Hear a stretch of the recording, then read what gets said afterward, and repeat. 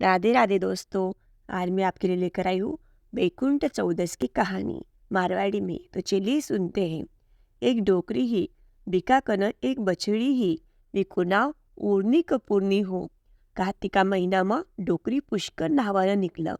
પડોશનને કહ્યું, મારા ઊરની કપૂરનીનો ચારો ઘાલજે ઓર પાણીનો કુંડો ભરकर रख देवजी।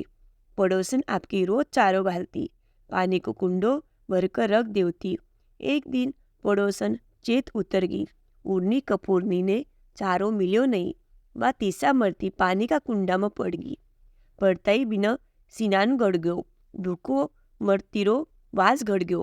वो दिन बैकुंठ चौदस को हो।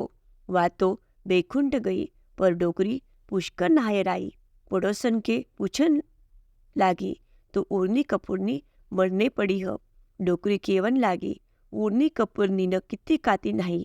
ऊर्नी कपूरनी आग राजा का घर में जन्म लियो। कार्तिक को महीनों भर नहीं नहायो, चौदस जरूर नहावनो। बिकऊ कपूरनी न गति मिली, घटती की पूरी करजो।